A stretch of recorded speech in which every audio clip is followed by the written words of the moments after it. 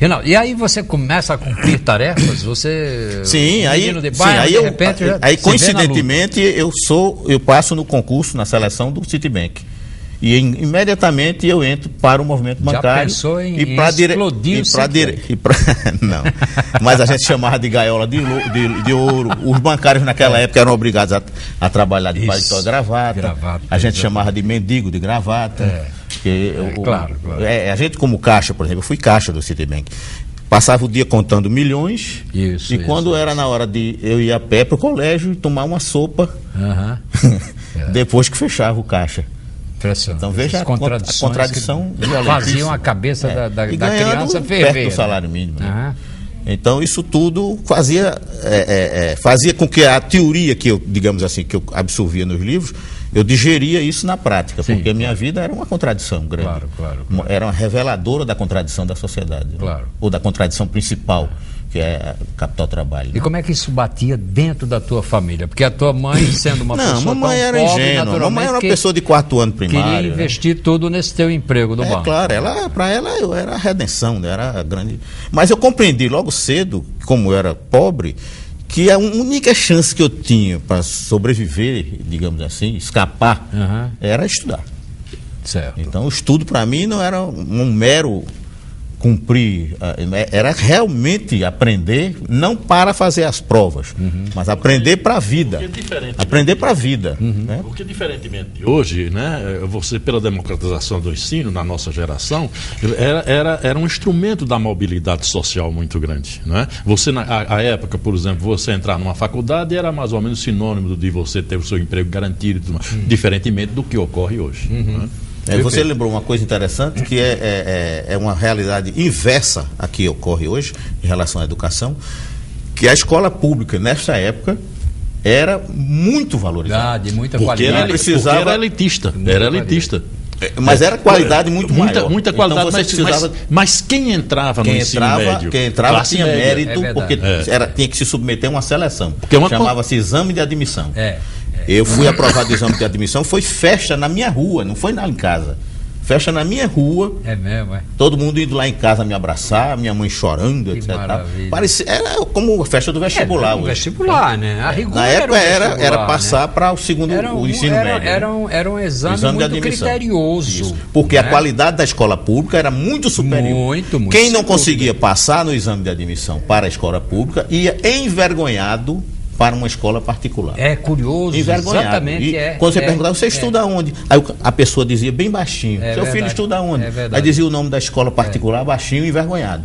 Porque não tinha mérito para entrar na escola pública. Você veja a inversão de valores que aconteceu. Exatamente. Para a realidade de hoje. Reinaldo, voltemos a essa juventude comunista. Quer dizer, eu queria vê-lo no cenário, né, de grande tradição de lutas. Você queria me ver preso. Não, ainda não. Né? Ainda não, né, Alfredo? Não, eu queria vê-lo no cenário dos grandes acontecimentos políticos, a tradição libertária de Recife, de que fala bandeira no poema famoso, né, na Evocação de Recife. Enfim, e você um menino começando nesse negócio, no meio dessa agitação. Fale disso aí. A imagem mais forte que tem na minha memória é a prisão de Arraes. Nessa época que eu ingressei na militância. Devo ter sido recrutado com um ano e pouco antes de 64, antes de março de 64. O governador era Miguel Arraes de Alencar. Né? E no dia 1º de abril, nós soubemos que o governador estava cercado, porque ele resistiu.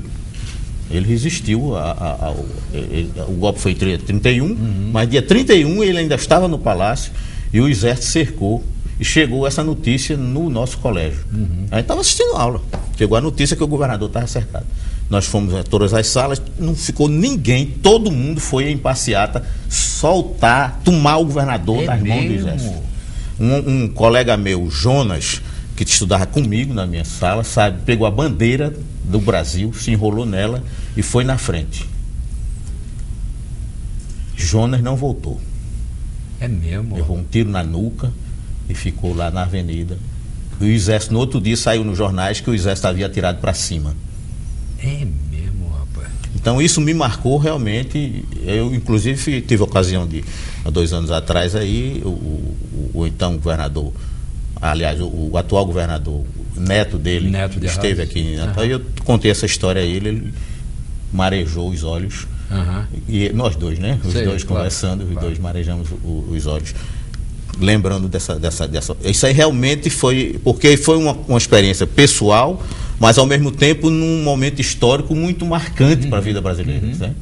Então isso ficou para mim como uma coisa muito forte da minha adolescência. E a minha própria militância. Atitude de vocês que teve de ingenuidade, romantismo, simbólico, né? extraordinário. Claro, mas é coisa da juventude, quer dizer, a Exatamente. juventude inconsequente total, achando que nada vai acontecer de ruim, né? Então vai lá. Verdade. Mas deixa eu te perguntar. Nesse momento em Recife também, quer dizer, com teu envolvimento, algumas tarefas do partido, a atividade da moçada da juventude comunista e tal, você vai para o ser movimento preso, bancário. Inclusive. Não, o movimento bancário. Depois o movimento bancário. A minha primeira prisão foi no movimento bancário. Eu era da diretoria do sindicato, isso já em 65, um ano depois do golpe. Aí eu fui preso, mas foi alguns dias só. Sei. Só que me soltaram, mas o processo ficou rolando. Sim. E chegou ao meu conhecimento que provavelmente haveria decretação de prisão preventiva. Certo. Então eu não esperei tempo ruim e aí vim para Natal.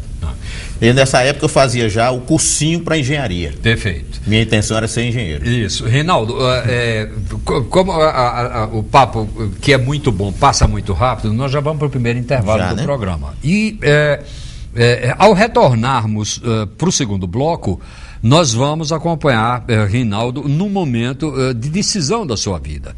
Ele tem que se deslocar para Natal, como ele acabou de mencionar, e aqui ele vai encontrar talvez uma espécie quase, se é que a gente pode falar assim, de destinação para a sua vida. É aqui que ele vai até criar raízes, vai permanecer aqui em Natal e vai ter uma atuação decisiva e muito forte na política local. Daqui a pouco nós retornamos.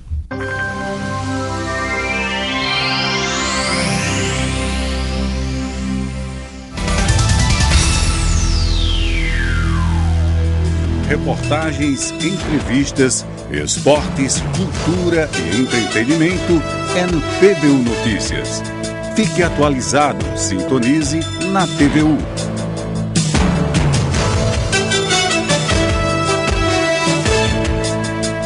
De segunda a sexta, às 6:30 da noite. O cuidado com a saúde é muito importante e neste assunto é sempre bom ficar atento às informações para saber como agir com nós mesmos e com os outros. Atue como educador nas campanhas de prevenção contra a malária e a dengue. Isso pode ser feito no dia a dia. Evitar focos de mosquitos na sua casa e nos locais próximos a ela e orientar os vizinhos a fazerem o mesmo. São ações que estão ao alcance de todos. TV Universitária, cidadania se faz com educação.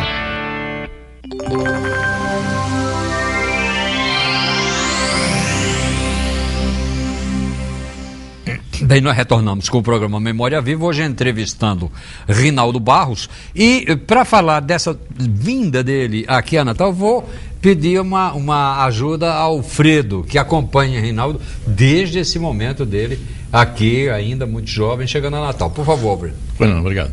Reinaldo, você vem para Natal em 1965, mais ou menos. 66. E você entra na faculdade 66. O primeiro vestibular. Da Faculdade de Sociologia e Política, da saudosa... da saudosa e memorável ainda na Fundação José Augusto. Isso. Eu sou da segunda turma, né? Qual foi a tua razão? Você disse há pouco tempo, que você estava fazendo pré-vestibular de engenharia. Né? Seria um futuro engenheiro. Por que essa guinada? Ingenuamente, eu quis enganar os meus perseguidores, digamos assim. Eu digo, eles jamais vão procurar um sociólogo, eles vão procurar alguém que esteja estudando engenharia. Então eu não vou fazer o vestibular para engenharia, para enganar enganar o Exército, Marinha, Aeronáutica. Você veja o tamanho da ingenuidade. Pois é. Então eu fiz, a minha opção foi só por isso. Eu não sabia nem o que era sociologia. Aliás, na época, a população brasileira inteira não sabia o que era sociologia. Não, porque no meu caso, quando saiu o edital, Faculdade de Sociologia e Política, aí eu fiquei